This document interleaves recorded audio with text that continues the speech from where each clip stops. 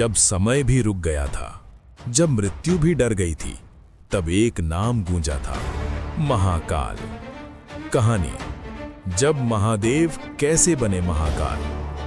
बहुत कम लोग जानते हैं, महादेव का महाकाल बनना सिर्फ शक्ति का नहीं, बल्कि समय यानी काल पर अधिकार का प्रतीक है। शुरुआत, जब काल बन गया अत्याचारी। सृष्टि के एक गुप्त कालखंड में एक असुर पैदा हुआ, कालकेतु। उसकी तपस्या इतनी कठोर थी कि उसने स्वयं काल को वश में करने का वरदान मांग लिया। देवताओं ने सोचा कि समय को कौन रोक सकता है, लेकिन गलती यहीं हो गई। कालकेतु को वरदान मिल गया, तुम्हें कोई भी समय के भीतर नहीं मार सकता। अब क्या हुआ?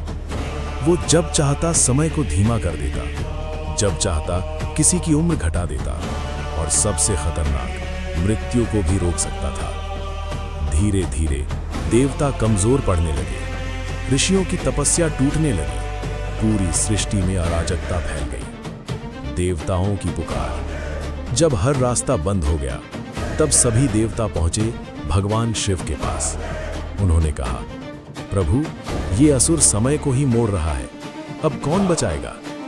महादेव शांत थे, लेकिन उनकी आंखों में एक गहराई थी, जैसे वो कुछ बड़ा सोच रहे हो। महादेव का निर्णय। महादेव बोले, जब समस्या समय के अंदर है, तो समाधान समय के बाहर होगा। यही वो क्षण था जब महादेव ने अपना एक ऐसा रूप धारण करने का निश्चय किया, जो न सिर्फ मृत्यु बल्कि काल को भी नियंत्रित कर सके। महाकाल का प्रकट होना। चारों दिशाओं में अंधकार छा गया, आकाश में गड़गड़ाहट हुई, और महादेव ने धारण किया अपना सबसे भयानक और शक्तिशाली रूप, महाकाल। इस रूप में उनकी आंखों में पूरा ब्रह्मांड जल रहा था। शरीर से समय की लपटें निकल रही थी, और उनके डमरू की ध्वनि से समय खुद कांप उठा।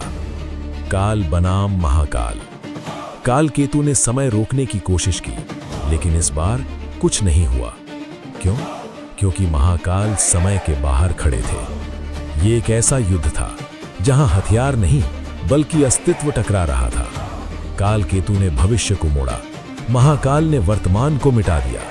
कालकेतु ने अतीत को बदला, महाकाल ने समय को ही शून्य कर दिया। अंत, जब काल भी हार गया। अंत में महाकाल ने अपने त्रिशूल से नहीं, बल्कि काल के अस्तित्व को ही निगल लिया।